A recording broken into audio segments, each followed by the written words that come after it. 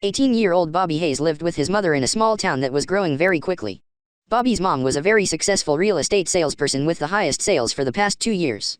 Because she was not very good with computers, she had a website made and had it maintained, and just about everyone in town knew her email since she's so successful. Because she claimed most of her success on her website and personal talent, Bobby was forbidden to use the internet unless she was home and it was for a school project. Her thoughts were, she did not want anything to ruin her computerized reputation if Bobby was looking something up on the internet he wasn't supposed to. Bobby kept wanting to use the computer to chat with his friends, but his mother kept saying no. Bobby kept trying to tell his mother that no one could see her email address, but she was very old-fashioned and said no. And believe me, when she said no, she meant no. Bobby really did not get into that much trouble because it seemed he always had a prolonged punishment. Most kids would get grounded for a week or two. If Bobby got in trouble, it was for at least 2 months. Bobby was a late bloomer, wetting the bed until age 10. He wore diapers to bed until age 11 because his mom wanted to be sure of no wet beds. Bobby had no problems wearing diapers until 11 because he loved to be in diapers. He had a joy that no one knew about. When a diaper commercial came on TV, his attention was glued to the TV until the commercial was over with. Lately he was becoming obsessed with the commercials. One night when a commercial came on, his mom noticed how he was glued watching the diaper commercial and said, "Bring back memories from a couple years ago, sweetie." "Hey," he said. "You heard me, you're so into that diaper commercial, do you want to wear them again?" "No way, what are you talking about?" "Right," she said, "I've watched you lately, every time a diaper commercial comes on you stop everything and stare at the TV, whatever, mother." "No, I don't want to be back in diapers." He started sweating a bit and became very nervous, and she picked up on that. The evening went on with him thinking about what she had said and thought tomorrow is Monday and she usually stays late at work from the weekend. Bobby was going to play on the internet and search for other diaper lovers. After school was here at last, no one home, so the surfing began. Bobby found a bunch of information on diapers, galleries and chats. He was so into it, he thought, "I want to be back in diapers. I have to go buy some," he thought, "no one would know." There was a medium-sized drugstore about a half-mile down the road. He went to his secret hiding place where he stored his money and other items he hid from his mother and went to the drugstore. It was getting a little late, but he knew he had plenty of time. Bobby found the diaper aisle right away. In and out real fast, he thought, and then no one will know. He found a new item in stock called Sure Comfort Diapers for Youths and Young Adults written in huge letters across the package. They were a 1-tape tab, plastic-backed, 22 white, thick overnight diapers. He got the medium size, a bottle of baby powder and some baby wipes, and headed right for the checkout. There was no one in line or a cashier either at the register. Bobby placed the diapers and other items on the belt and waited about 10 seconds and then heard a girl's voice, "Are you ready to check out, sweetie?" He turned around and became red in the face. It was Jenny Simmons' older sister, Stacy. Jenny had been in Bobby class for the past 6 years. He had been introduced a few times by Jenny, so Stacy knew of him. Stacy started ringing the items up. It seemed to take forever and other people started to come to the register to check out as well. She said, "Your diapers are not ringing up. Do you remember how much they were?" "No," Bobby said.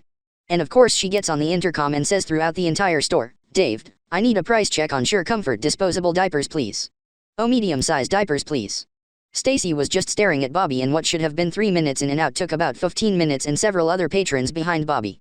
After ringing him up, she asked, "Would you like your diapers in a bag?" He said that they were not for him, but yes, a bag would be fine. Bobby was so shaky, Stacy knew. She said, "Have fun," as Bobby walked out the door. The only thing at that point on Bobby's mind was Stacy going to tell Jenny. Bobby got home, hid the diapers until the next day, and decided to take it easy. Ms. Hayes came home and noticed Bobby was kind of uptight, but he maintained nothing was wrong. She let it go but decided to herself to come home early and check up on Bobby. The next day at school, Jenny made it a point to say hi to Bobby, which she hadn't done all year long. "Hi Bobby, how's it going? My sister said she saw you at the drugstore buying some," and then she paused and said things with a very big grin on her face. "Hope everything fits well," and he walks off. Oh great, now Jenny knows I bought diapers. The day ended and Bobby had one thing on his mind, and that was to put on a diaper. He made it home and made sure his mom wasn't home, and now was the time. Bobby opened the package of diapers, lay it flat on the bed, powdered himself very well and taped up the thick white diaper. These were even thicker than the ones he used to wear. Bobby was happy.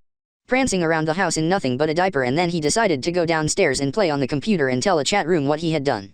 He had the slight urge to pee but decided to wait a while. He was on a chat talking away of how much loved diapers, his experience buying his diapers, and he was wearing one. He was so into the chat, he did not hear his mother come in. And because of the day before, she was in stealth mode to see if he was up to anything. She snuck in and was reading everything he had typed in the chat, and of course noticed the diaper he was wearing. She yelled, "I knew it. I knew you were up to no good." Bobby froze. Did not know what to say. "So you do like wearing diapers?" "No, Mom. No, I don't." "Well, that's not what you were typing on the computer. And what about the diaper you're wearing?" She said don't move a muscle. She went upstairs, grabbed one of his shirts and cut it up to belly button high, grabbed a pair of his shoes and went back downstairs. Put this shirt on and your shoes. Where did you buy these diapers? Bobby said at the corner drugstore. Go get me the package. Ms. Hayes called the drugstore. I want to know how many packages of the SureCare youth and adult diapers in medium size you have in stock. 6 cases and 4 bags left, huh? Okie, will you please hold all of the diapers at the front of the store and put hold diapers for Bobby Hayes? I will be right there to buy them. Bobby's mouth dropped to the floor. Get in the car and don't say a word. Babies are to be seen, not heard. Bobby walked outside in nothing but a cut-off shirt that went down to his belly button, diaper, and shoes, no more no less. When they went to the store, there were a few people inside. At the front of the store were 3 boxes of diapers with Bobby's name on them and more coming. When they walked in, Bobby was instructed to stay right by the checkout stand by the diapers, which is right where Stacy Simmons was working. So, having some issues, we said Stacy. Ms. Hayes came over to Stacy and said she needed to pay for the diapers. 6 cases and 4 bags. Stacy said okay, what about powder and wipes? Did you need any of those items?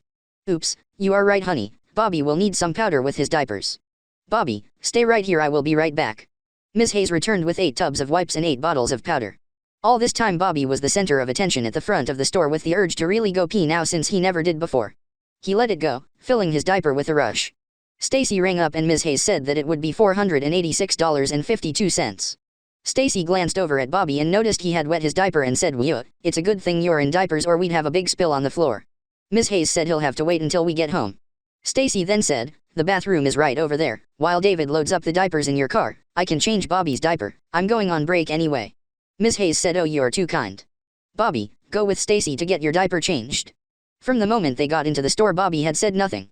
He just went along with Stacy for a diaper change. On the way to the bathroom, Stacy grabbed her cell phone. Once in the bathroom, Bobby got on a diaper changing station and Stacy went on the phone. "Hey sis, what's up?" Bobby's face was red. "Hey, listen to this sis, BRRRRP, BRRRRP. Now what that was?" Jenny said, "Yeah, sounds like you're changing a diaper." "Oh, you are so right sister. Just guess whose diaper I'm changing?" As they conversed, Stacy changed Bobby's diaper, putting a ton of baby powder on him. As he waddled out of the bathroom, Stacy told Jenny it was Bobby's diaper and about all the diapers Ms. Hayes had bought for Bobby.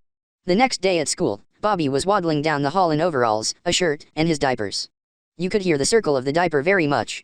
Jenny walked up to Bobby and said, "Is it true, are you in diapers?" Jenny looked down his overalls and said, "Oh my god, you are in diapers." Half of the school just heard that Bobby Hayes was back in diapers and the embarrassment began. Bobby spent the next 3 years in diapers and had 2 babysitters that would change his diapers anytime anywhere. Just what Bobby wanted. The end.